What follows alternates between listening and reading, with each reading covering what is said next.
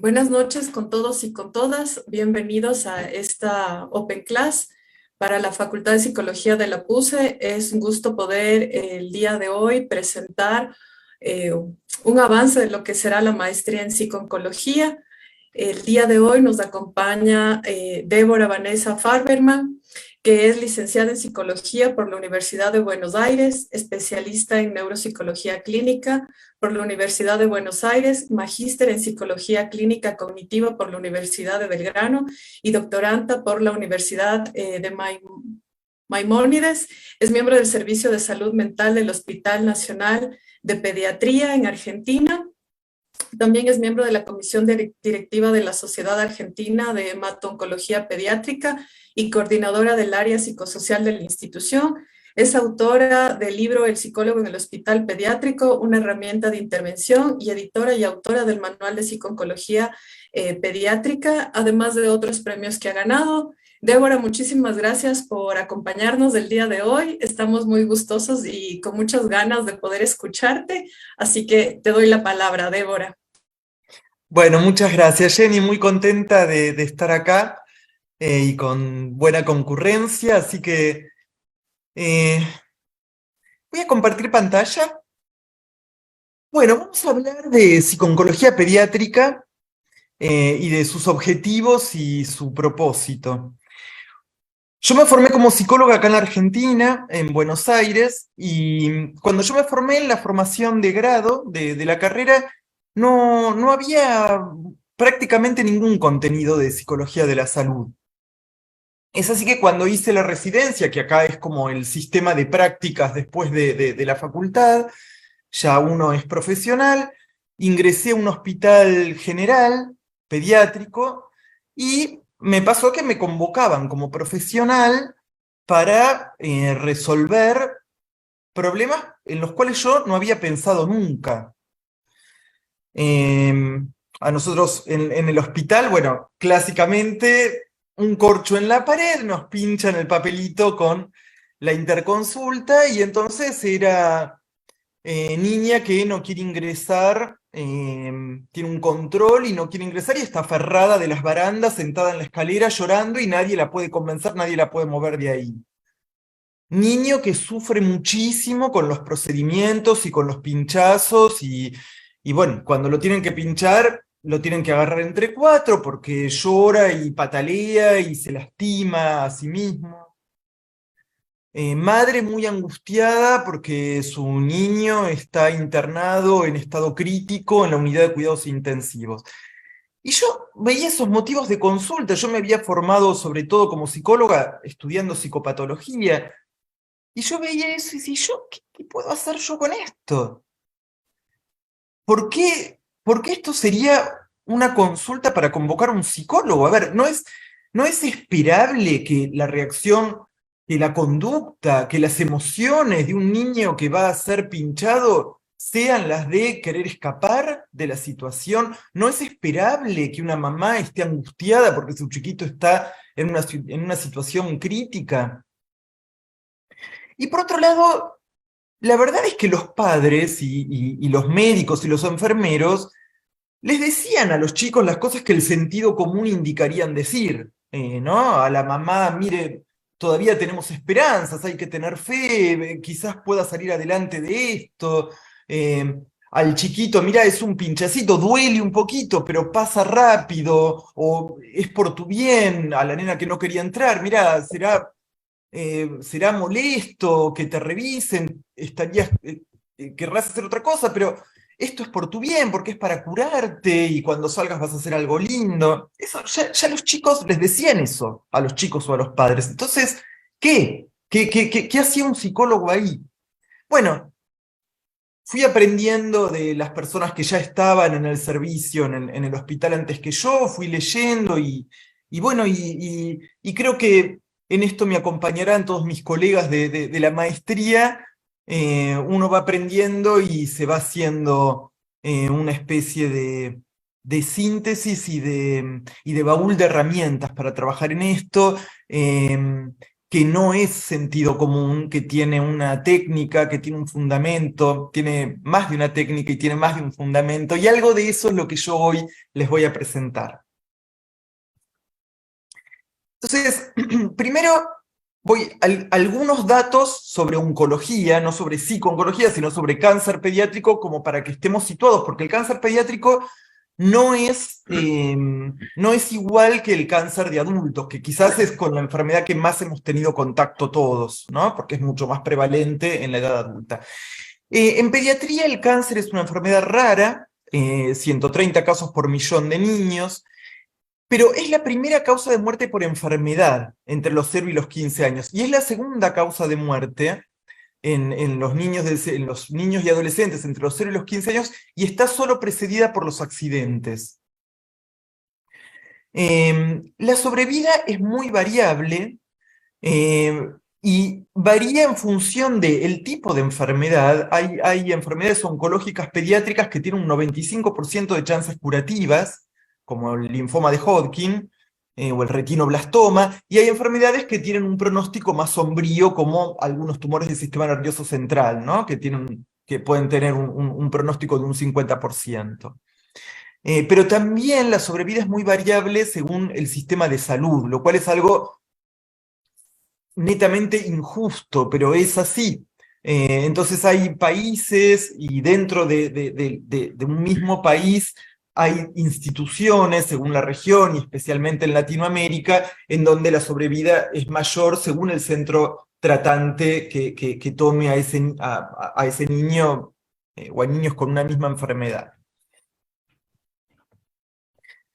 Otra diferencia con el cáncer de adultos es la prevalencia de los tipos de cáncer. En pediatría el cáncer más frecuente son las leucemias, que son distintos tipos de leucemias, que son el 37% de los chicos con cáncer tienen leucemias. Está seguido por los tumores del sistema nervioso central en un 19%, los linfomas en un 12%, y el resto, el 33% restante, son distintos tipos de tumores sólidos, es decir, de tumor. Ustedes, yo no sé si saben lo que es el cáncer. El cáncer, para definirlo muy rápidamente, es la proliferación, la reproducción descontrolada de células anómalas. O sea, se reproduce, nuestro cuerpo está permanentemente reproduciendo células de cada uno de los tejidos, digamos, y en el cáncer se da una proliferación, una reproducción que está descontrolada. Y las células que se reproducen son anormales. En el caso de la leucemia, las células que se reproducen en forma anómala son las células de la sangre. El resto de los tumores son tumores de tejidos que forman un tumor sólido, y que, bueno, son en tumores de hueso, tumores de riñón, tumores de hígado, hay distintos tipos.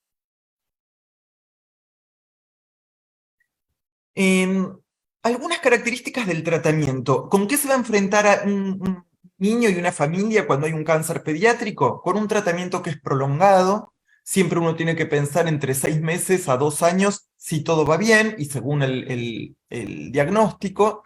Y los recursos de tratamiento oncológico son básicamente 3. La quimioterapia, que es una combinación de drogas, que algunas son por vía oral y otras son por vía endovenosa.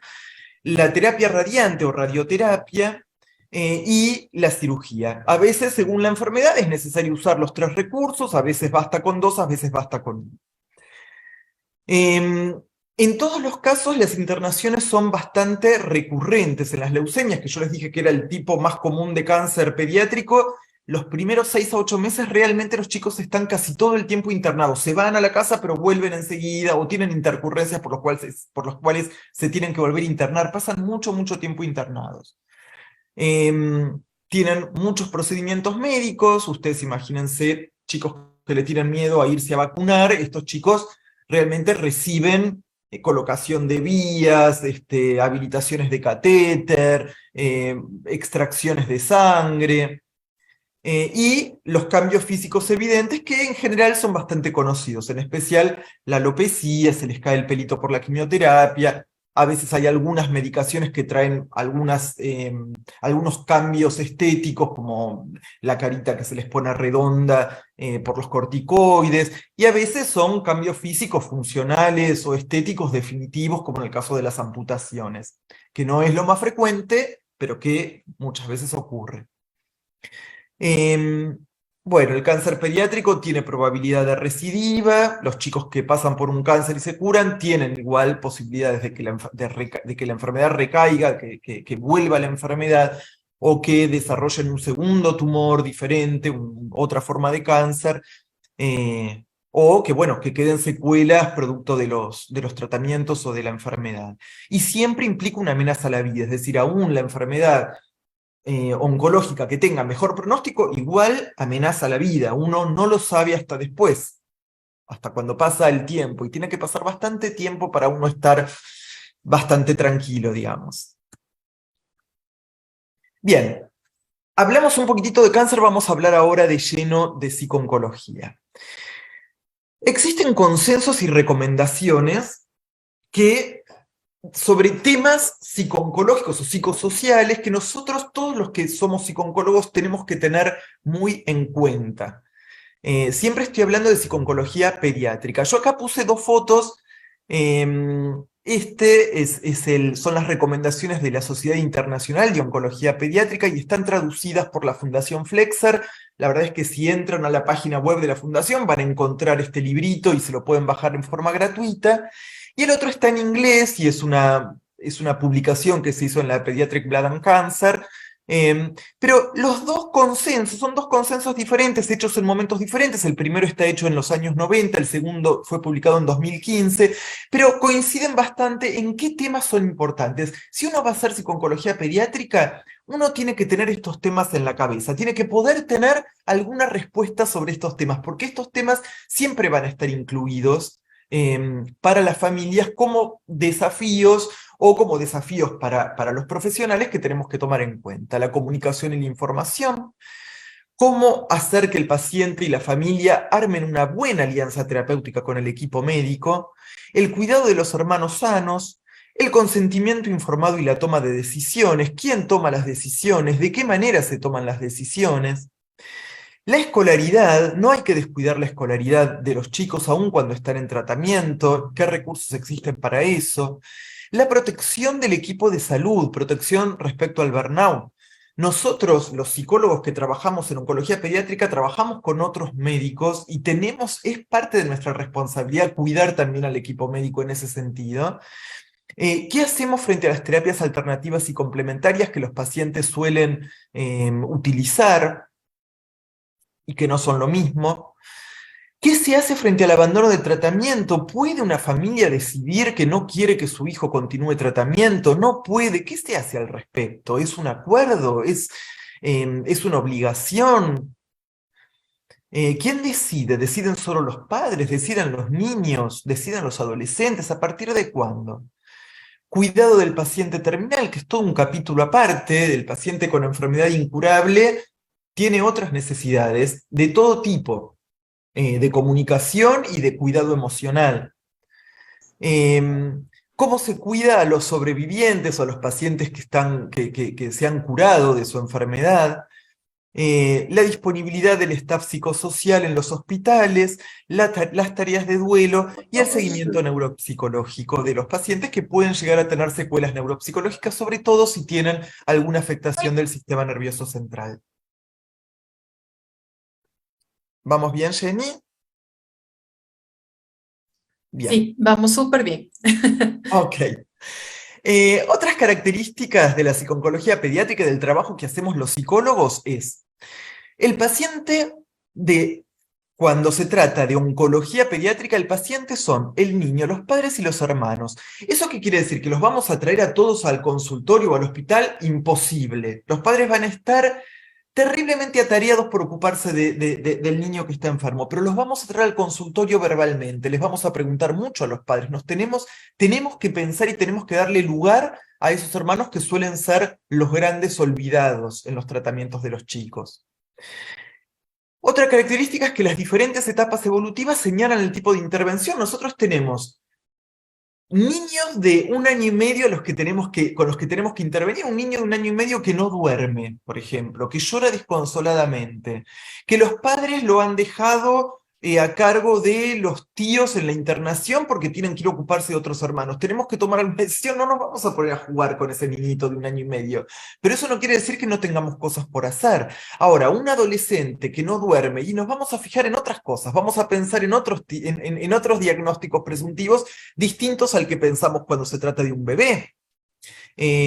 Con algunos chicos vamos a jugar, con otros vamos a escribir, con otros vamos a dibujar mucho, con otros vamos a conversar, pero con otros vamos a hacer meditación y con otros vamos a usar una combinación. Con otros vamos a trabajar mucho más con los padres y con otros vamos a dejar a los padres afuera y vamos a hacer el esfuerzo porque no entren demasiado en nuestra consulta. Y nosotros al tener pacientes, al ser la etapa pediátrica una etapa tan variable en edad, tenemos intervenciones realmente muy diferentes, tenemos pacientes que son sujetos muy diferentes. Y el instrumento de cambio, toda psicoterapia apunta a un cambio, pero el instrumento de cambio excede a la herramienta verbal. Esa es otra diferencia muy, muy grande cuando se trata de pediatría. Acá, desafíos. Para los pacientes, la oncología pediátrica, y acuérdense que ya dijimos, pacientes es padres, niños, hermanos.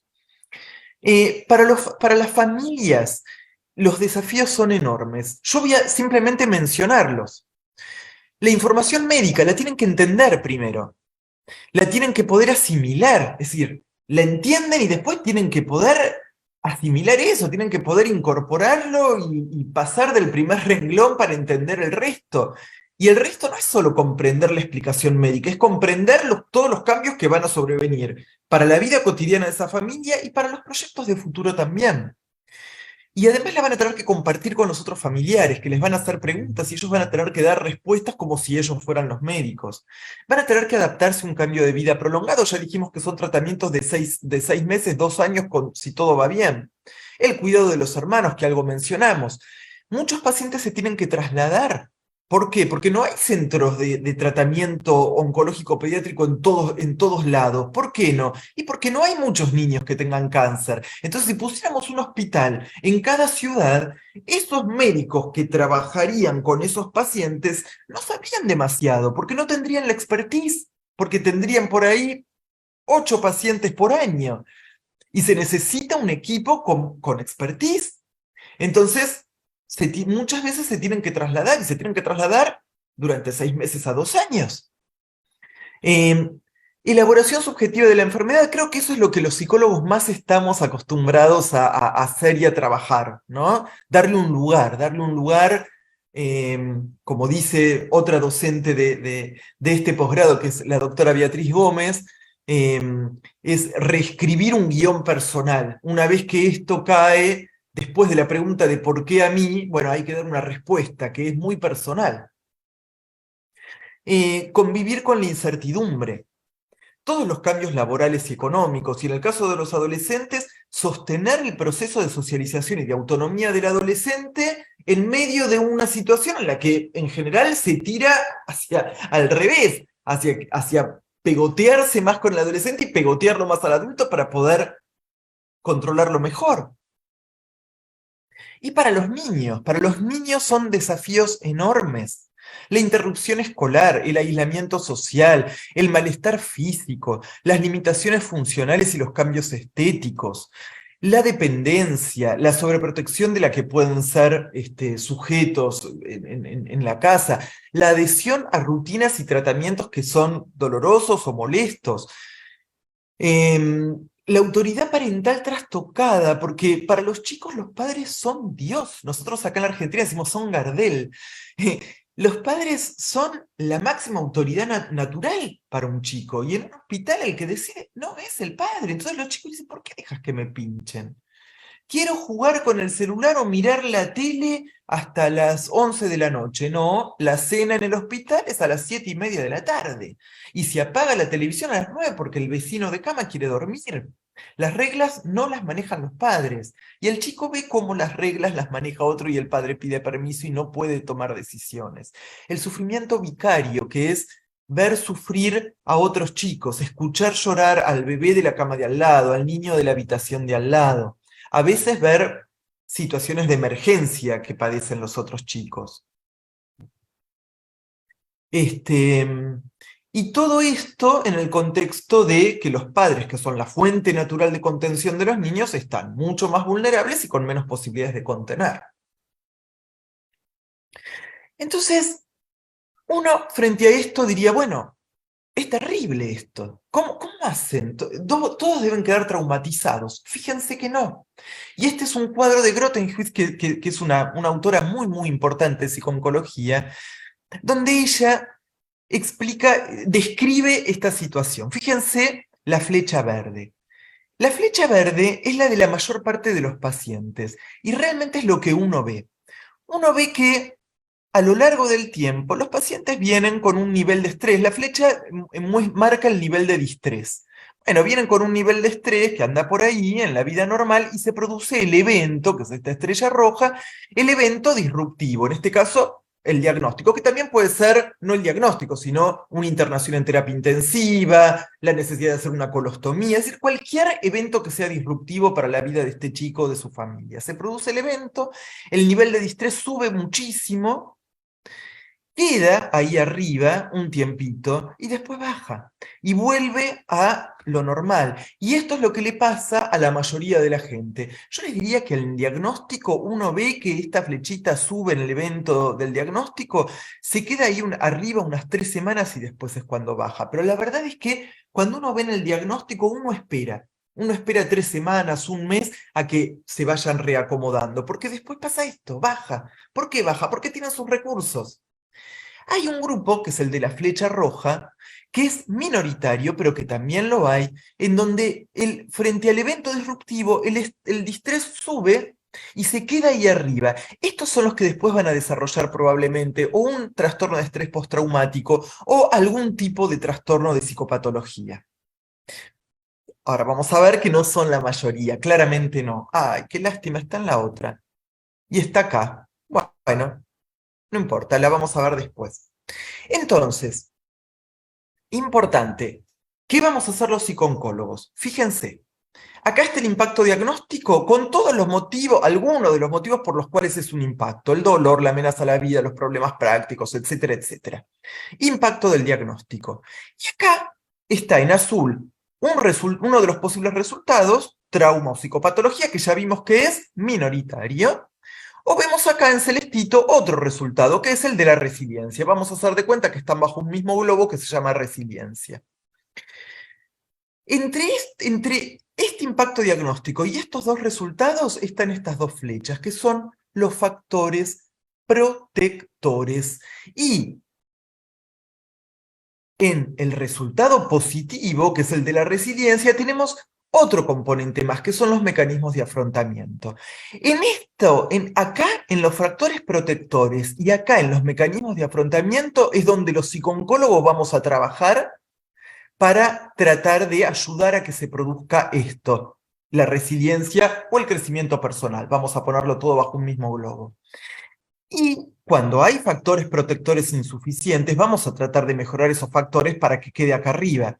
Pero si no lo logramos, o no lo detectamos a tiempo, o tampoco es suficiente lo que hacemos y se produce algún tipo de trastorno psicopatológico de trauma, entonces acá vamos a actuar en términos ya no de prevención, sino de tratamiento, ¿sí?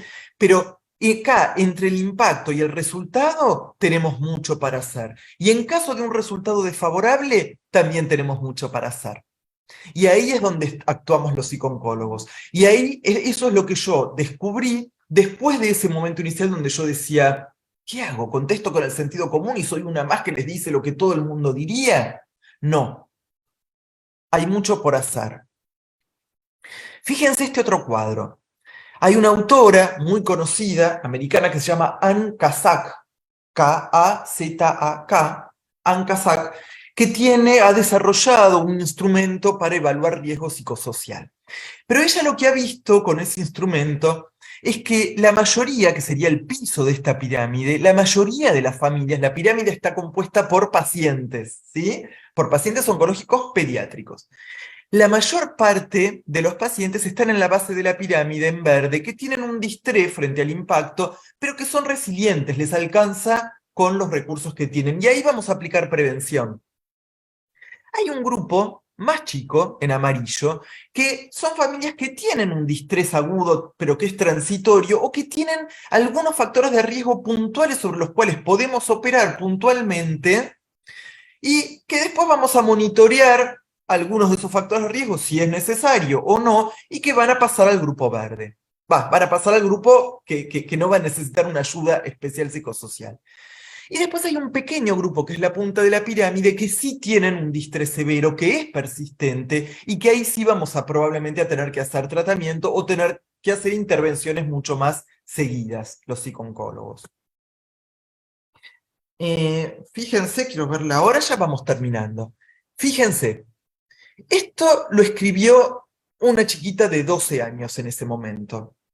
Ella puso lo que le resulta más difícil, lo que le ayuda y lo que le resulta más sencillo. Lo más difícil, cuando entran los médicos, tiene miedo de que le den malas noticias, me aclara después. Cuando me pasan plaquetas, porque a veces tiene algunos síntomas propios del pasaje de plaquetas, cuando me pinchan, cuando mi mamá está pensativa porque piensa que está pasando algo malo, cuando me van a poner el catéter, cuando me traen comidas feas, cuando no me dan el alta. Al saber que mi hermana está lejos, se tuvo que trasladar, cuando me pasan la medicación, cuando los resultados de los análisis vienen mal, cuando tengo fiebre. Pedir ayuda para bañarme, tiene 12 años, ya no, se baña sola hace rato, le da vergüenza. El tiempo del tratamiento, cuando me desespero, saber que mi hermana está mal, la hermanita que está lejos, ver llorar a mis padres. ¿Y qué te ayuda y qué te resulta más sencillo? Saber que mi familia va a venir a verme, cuando me dicen que los resultados salieron bien, cuando me dicen la verdad sobre mi tratamiento, cuando me traen la comida que me gusta, que es pizza y fideos con salsa. Entonces uno lo puede pedir. Cuando estoy bien de ánimos, cuando mi mamá sonríe, cuando me digan que me dan el alta, cuando quiero que sea corto el tratamiento. 4 meses quería que sea ella el tratamiento. Cuando no entran los médicos, cuando me dejan salir a caminar afuera, cuando no me van a pasar plaquetas y glóbulos rojos y saber que mi hermana está bien. Eso le ayuda. Eh, Nuestras intervenciones son muchas. Ya sabemos para qué intervenimos. Y hay de distintos tipos. Realmente hay muchas herramientas diferentes. Por un lado, tenemos que detectar el riesgo, tenemos que poder hacer un diagnóstico de riesgo psico-oncológico, digamos, de riesgo específico. Em, Podemos intervenir haciendo acompañamiento, y yo en esto quiero ser clara, acompañamiento no es palmear la espalda, no son las manitos entrelazadas con las que siempre publicitamos nuestra labor, no es solo eso, o no es necesariamente eso, o también es eso, pero no solo es eso. Acompañamiento es una función que es bastante específica, en donde uno no es que le señala el camino, sino que acompaña al paciente en el camino del paciente, pero sin embargo lo tuerce de un camino que sigue el paciente si ese camino no lo hace sentir, no es funcional, no lo hace sentir mejor o no lo ayuda a curarse. Acompañamiento es poder escuchar, pero también es poder reinterpretar lo que dice el paciente en otros términos que lo ayuden a él mismo a entender lo que le pasa. Em, no es compasión, pero sí es empatía. Es un término técnico el acompañamiento, eso es lo que quiero decir. La comunicación y la información es un temón en psico-oncología pediátrica. No se informa igual a todas las edades, no se comunican las mismas cosas a todos los pacientes. La comunicación no es al niño o a los padres, es a los dos, pero tiene que haber acuerdo con los padres sobre lo que uno va a hablar con el niño, y tiene que haber acuerdo con el niño sobre hasta dónde quiere saber, o qué más de lo que los padres quieren que él sepa, él quiere saber, y nosotros tenemos que mediar y tenemos que facilitar esos procesos. Y además son muy distintas la comunicación y la información con un niño pequeño que con un adolescente. Entonces es todo un capítulo la comunicación y la información. El afrontamiento, técnicas para ayudar. Miren, los pinchazos, todos los niños les tienen miedo a los pinchazos, son siempre desagradables, pero hay técnicas para hacer para que sean más fáciles. Lo mismo para tomar medicación oral. Elaboración de sentido. Hay que darse una respuesta de por qué me pasó esto a mí, para qué, o hacia dónde voy, o cómo lo voy a tomar y cómo lo voy a encastrar en mi historia personal.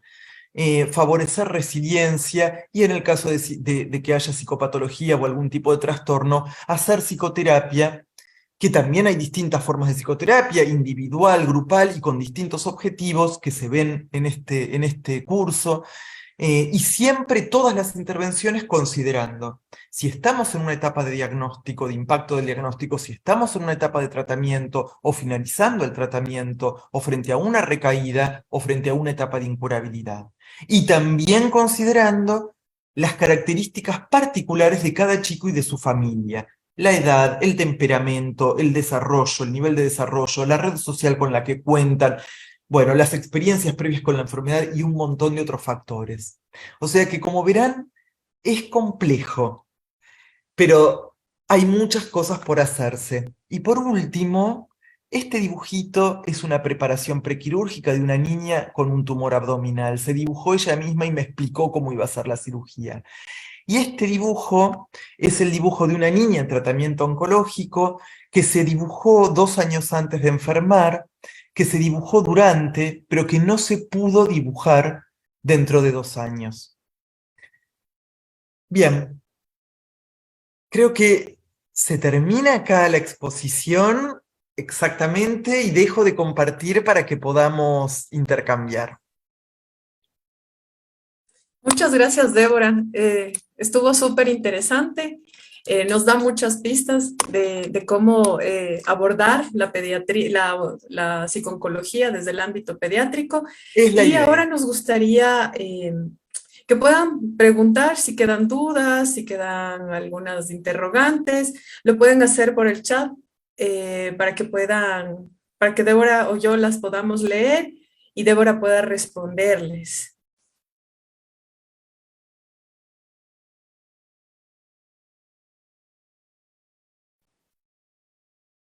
No se animan, pero bueno, te cuento que aquí están algunos de tus futuros estudiantes. Débora, estoy viendo algunos nombres que entrevisté, así que Acá hay es el una momento. pregunta que es ¿Perdón? cómo abordamos el tema de la muerte con los niños, y la hace Montserrat. Sí, la verdad, Montserrat, pregunta sencilla elegiste. ¿Cómo abordamos el tema de la muerte con los niños? Yo voy a tratar de dar alguna respuesta lo más sucinta que pueda. En primer lugar, lo abordamos como una posibilidad y no como una certeza. Yo sospecho que vos estás pensando en cómo abordamos la muerte con los niños cuando se trata de la eventual muerte de ellos mismos. Sospecho que me estás hablando de eso. Y no, porque es diferente cómo se trabaja la muerte de un padre o la muerte de un abuelo o la muerte de una mascota. Cuando se trata de la muerte de ellos, de la eventual muerte de ellos mismos, siempre se habla en términos potenciales. Y si eso pasara, ¿qué? Siempre se habla también, siempre se deja abierta la posibilidad de que esto no vaya a ocurrir. Siempre se habla en términos de, mira, si esto a vos es algo que vos lo pensás, es algo que a vos te da miedo, es algo que a vos se te aparece como pensamiento y lo querés sacar afuera porque te da miedo, mira, lo podemos pensar, porque la verdad es que uno del pensamiento entra y sale, no es que lo que uno piensa se cumple. Así que lo podemos pensar, total. Terminamos de pensar y vos seguís vivo. Esa es una de las maneras, y de esa manera uno le da como la libertad de hablar de qué es la muerte para él, porque para algunos chicos la muerte es muy angustiante porque no saben si los padres la van a poder sobrevivir o si se van a morir de dolor. Para otros chicos la muerte es muy amenazante porque tienen miedo de que duela. Para otros la muerte es muy amenazante, la muerte propia siempre, ¿no? Es muy amenazante porque se imaginan que es un ser demoníaco o monstruoso que se los va a llevar. Para otros es que van a estar solos o que van a tener hambre o frío. Entonces, como es distinto para cada uno, uno tiene que poder escuchar qué es la muerte para cada uno de ellos. Esto es como un poquito de lo que puedo decir. Hay mucho para hablar del tema de cómo abordar la muerte. Y algo más que quiero decir. Y siempre uno comparte lo que va a hablar con el chico con los padres, porque uno no puede pasar por sobre los padres. Los padres a menudo dicen, no quiero que él sepa, por ejemplo, que tiene una enfermedad incurable. Y uno no puede ir y en secreto sacar a los padres y decirle, hablemos de tu enfermedad incurable, porque los padres son los que cuidan a ese chico. Entonces uno tiene que ahí hacer acuerdos y negociaciones con todos. Em, Te leo una. Quisiera saber la diferencia entre saber qué decir al paciente dependiendo de la edad y el cerco del silencio. Es amplia, pero tal vez les puedes dar alguna pauta, Débora.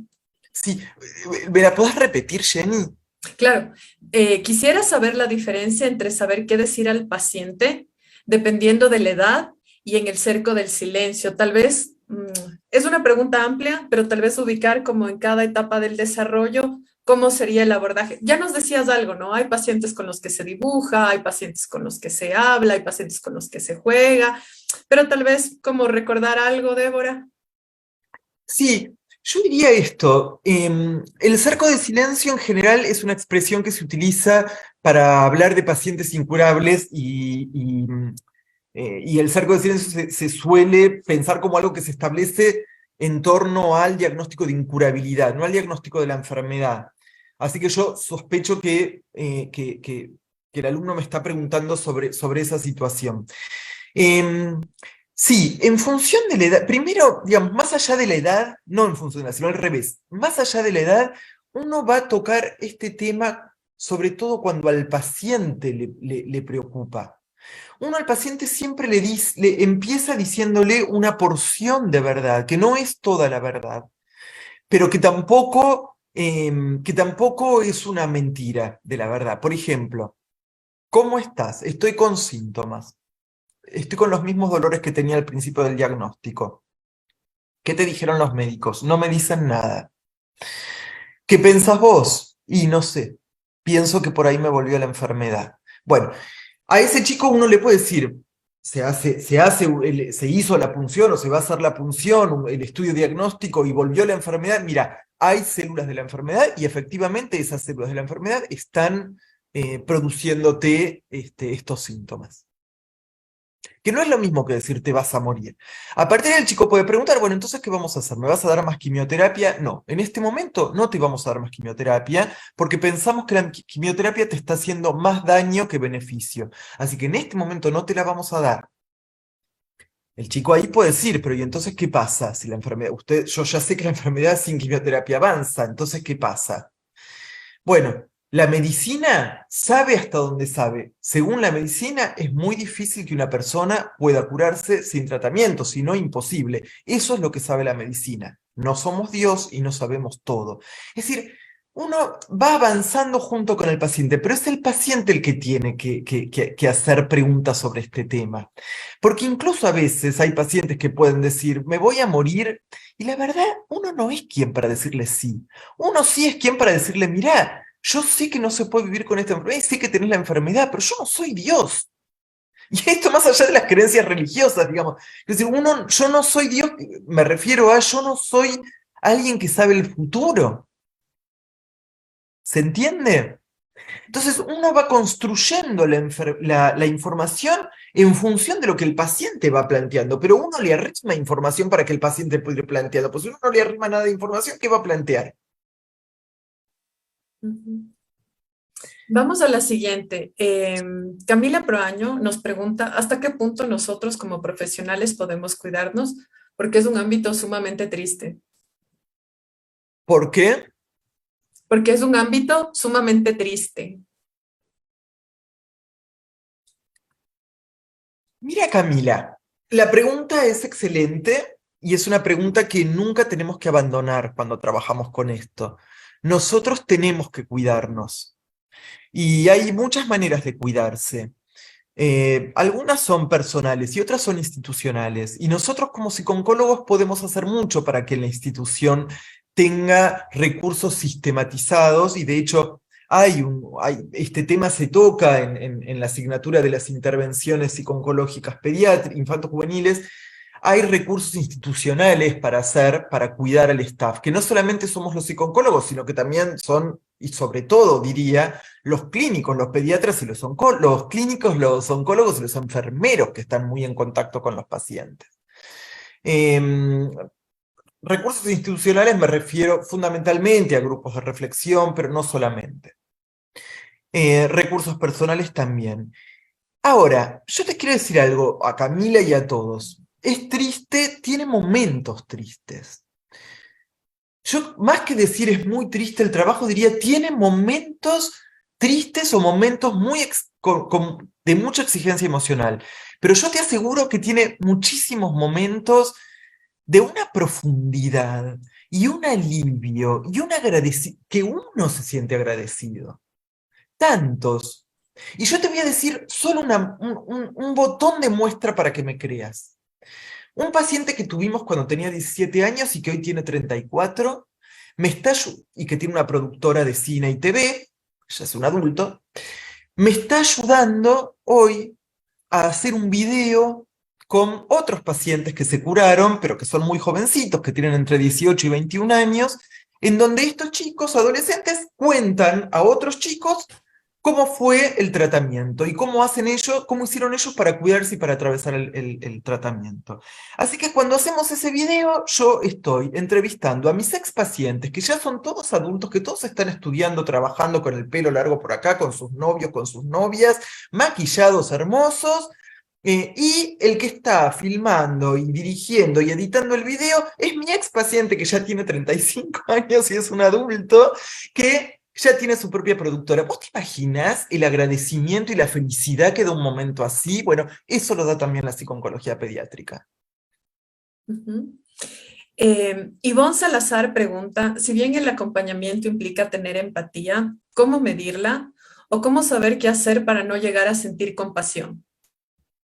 Muy buena pregunta, y Ivonne la hace. Ivonne, sí. ¿Cómo?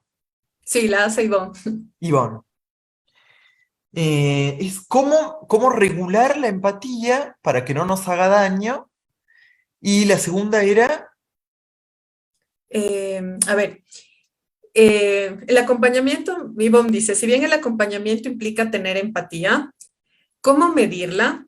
¿O cómo saber qué hacer para no llegar a sentir compasión? Es decir, la diferencia entre empatía y compasión.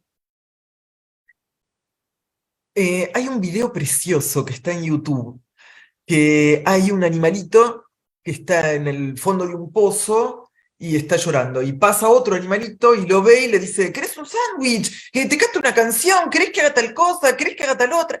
Y el animalito está solo en el pozo y no quiere el sándwich, no quiere la canción. En cambio después pasa otro animalito que entiende cómo se siente y le dice, no te preocupes, no estés solo, ya lo vamos a solucionar y te vamos a sacar del pozo.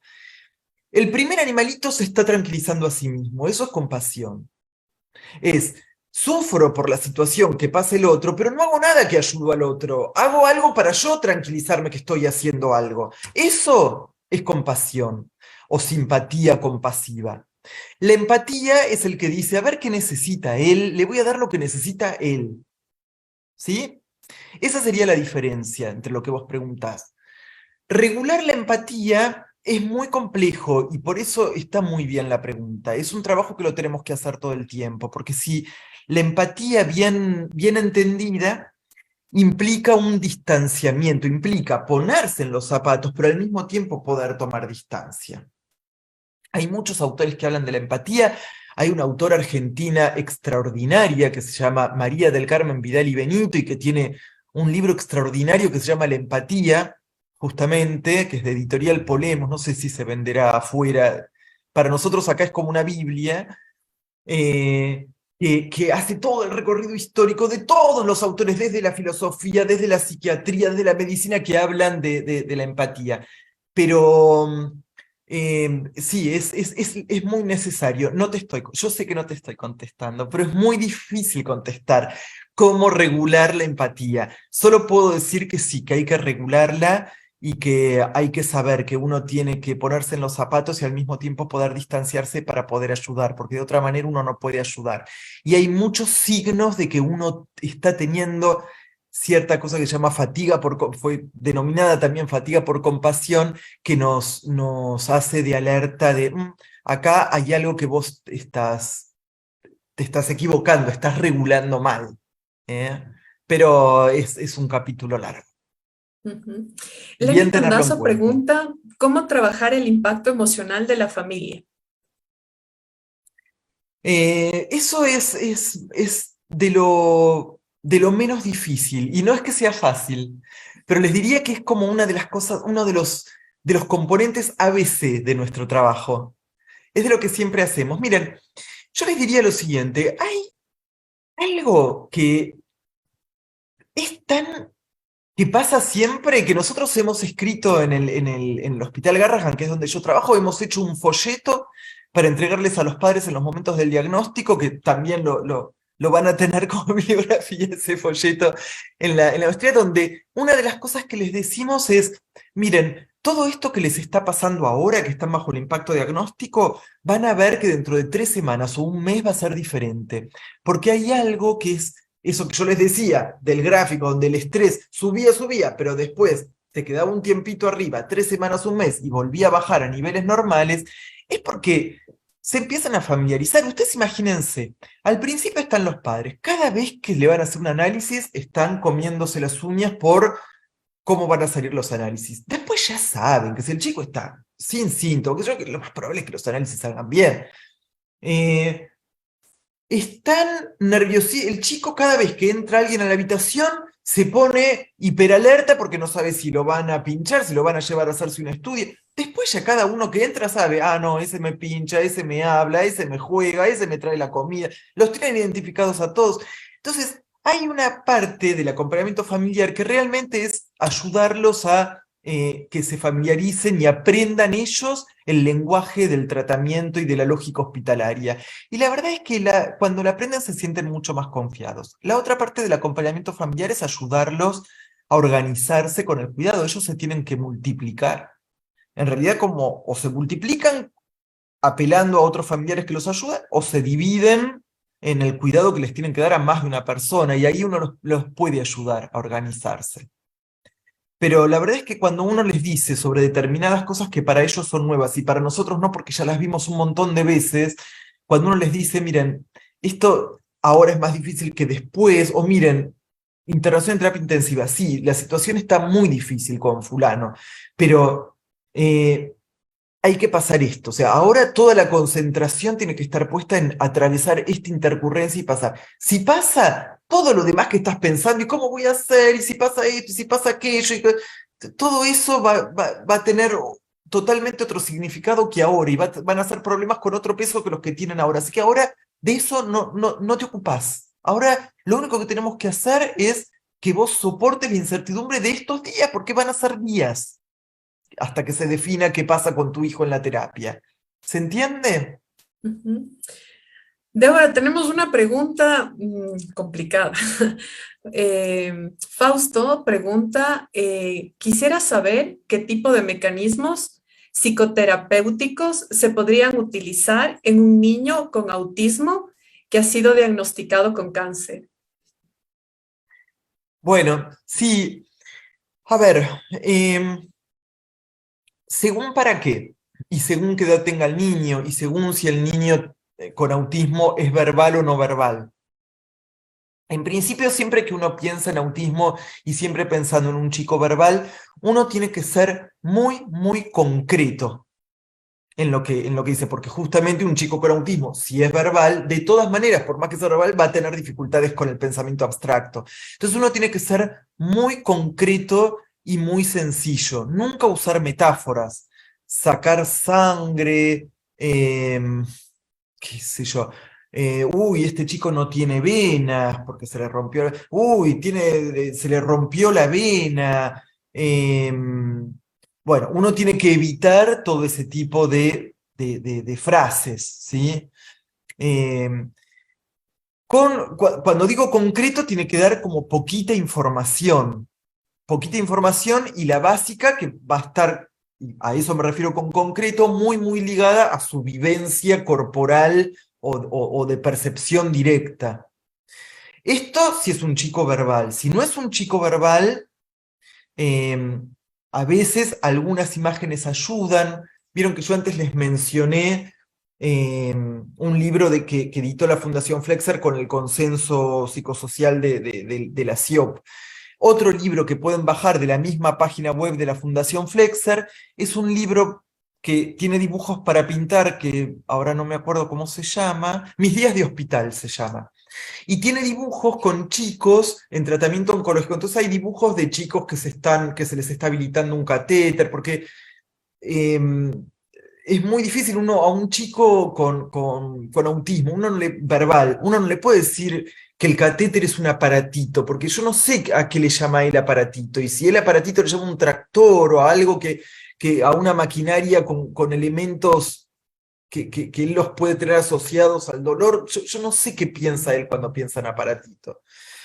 Y ahí ese libro tiene todos dibujos que uno puede señalar, mira, mira, mira, ¿ves lo que le hacen a este nene? Así te van a hacer a vos, como este nene vas a estar vos. Eh, bueno, servirse de dibujos. Otra cosa, no sé en qué chico con autismo está pensando nuestro participante, pero algo muy concreto que pasa con los chicos autistas cuando tienen retraso mental, no son verbales, es que muchas veces frente al estrés se autoagreden. Entonces, una cosa muy importante es cuidarlo de las autoagresiones. Por ejemplo, a veces nosotros lo que hacemos es ponerles eh, ay, no me sale nosotros lo llamamos chichoneras, no sé cómo lo llaman ustedes al acolchadito que se le pone a las barandas de las cunas para que los chicos no se golpeen la cabecita. Nosotros lo llamamos chichonera, no sé. Bueno, acolchamos eso, acolchamos las barandas de las camas o de las cunas para que si el chico se golpea la cabeza, que no se lastime, porque además son chicos que en general tienen pocas plaquetas. Otras cosas que a veces hacemos es usar mucho la distracción. Por ejemplo, teníamos un chiquito que era muy difícil hacer la revisación clínica. Entonces, porque tenía mucho miedo de entrar al consultorio del oncólogo. Entonces, lo que hacíamos ese chico con el oncólogo, que era muy copado, digamos, y se prestaba, era que lo atendía, el oncólogo le hacía la revisación en el consultorio de salud mental y yo hacía burbujas con un burbujero. Y entonces él así estaba como mucho más distraído con las burbujas y de esa manera, mientras tanto, el oncólogo le palpaba la pancita, lo revisaba. Ujú. Y la medicación es, salvo en los chicos autistas, verbales, que tienen mucha rehabilitación por detrás, si no, es muy común, pero tampoco es que todos, pero es muy común usar medicación. Medicación para los síntomas, digamos, para los síntomas sobre todo de autoagresión y heteroagresión frente a las cosas difíciles del tratamiento. Débora, todavía nos quedan preguntas, pero ya no nos queda mucho tiempo. Entonces, voy a leer la última pregunta. Diana Cabrera pregunta, ¿cómo podemos mejorar el entorno hospitalario del paciente? Me refiero al impacto de ver las batas blancas, las agujas, las salas de espera. ¿Qué podemos hacer al respecto? Muchísimas cosas. En la sala de espera, poner juegos en las paredes, en las salas de internación, tener ludotecas, los uniformes digamos, si el profesional no es necesario que utilice un uniforme, que no utilice un uniforme. Hay profesionales que sí, del equipo de salud, que tienen que usar por un tema de higiene, pero si no es necesario, la verdad es que el psicólogo no tiene por qué usar, porque uno va a ir a jugar. Eh, bueno, hay muchas cosas para hacer, salas de juego, que los chicos se lleven a la internación sus propias sábanas y sus propios peluches para dormir con ellos y para hacer un ámbito más familiar. Siempre hay que recordar, perdón, que hay algunas cosas que son por higiene que uno tiene que respetar. Uno no puede llenar la habitación de muñecas y de cosas porque las habitaciones tienen que ser muy asépticas, porque cuando los chicos están internados es que están con bajitas defensas. Entonces, no es que se puede hacer cualquier cosa. Uno no puede llevar a los chicos y hacer un carnaval en la sala o llenar la habitación de adornos y de dibujos de los amiguitos en las paredes, porque eso no es seguro para ellos. Pero sí hay muchas cosas que se pueden hacer, y más en el ambulatorio. En las salas de espera se pueden por ahí juguetes para los niños más pequeños. Ahora hay de esos juguetes enormes de madera con laberintos, con cosas para hacer motoras, volantes, hay un montón de juegos enormes que además no se roban, porque esa es la otra también. En una institución uno tiene que cuidar, uno sabe que muchas veces se llevan las cosas, entonces, pero hay juguetes enormes para fijar en la pared, hay salas de juego que uno se puede hacer, o en las salas de espera gente que vaya a jugar, o gente que vaya a tocar música y a cantar junto con los chicos. Hay cualquier cantidad de cosas que se pueden hacer Ujú. para mejorar el ámbito. Débora, se nos acabó el tiempo, pero primero quiero agradecerte por esta clase que nos has dado. Creo que es buen acercamiento a lo que estás preparando, a lo que has preparado, a lo que espera la maestría. Agradecerte por tu tiempo, por tus conocimientos. También agradecer a las y los participantes que se han juntado el día de hoy. Esperamos justamente que el tema de la psiconcología, especialmente de la psiconcología pediátrica, se vaya posicionando en el país. Como tú sabes, no ha habido una especialidad de psiconcología en el Ecuador. Es la primera Ajá, vez, entonces es un tema bien. nuevo, relativamente nuevo. Eh, Enhorabuena. ¿Perdona? Enhorabuena, felicidades. Qué Sí, bueno. así que gracias, Débora, por permitirnos escuchar y posicionar el tema también. Comentarles, hay algunas preguntas de dónde pueden encontrar más información. Ustedes pueden revisar en el chat, hay algunos enlaces, pueden ver, repetir la clase en las páginas de redes sociales del Centro de Educación Virtual de la PUCE. Y por medio de las páginas oficiales de la universidad también pueden acceder a información sobre la maestría. Eh, Así que bueno, pueden revisar la información. Sin más, nos despedimos. Débora, muchísimas gracias. Nos estamos viendo pronto para tus clases. Así que gracias a todos, a todas. Buena noche. Te aplauden, Débora. Los emoticones nos ayudan. Así que muchísimas gracias, Débora. Buena noche. Bueno, gracias a Aplauden. ustedes y esperamos verlos en la maestría cuando empecemos. Ok. Voy a dejar abierto un poquito más la sesión para que las personas puedan acceder a la página. Pero gracias, Débora. Nos vemos pronto entonces. Buena noche. Buenas noches para ustedes, gracias.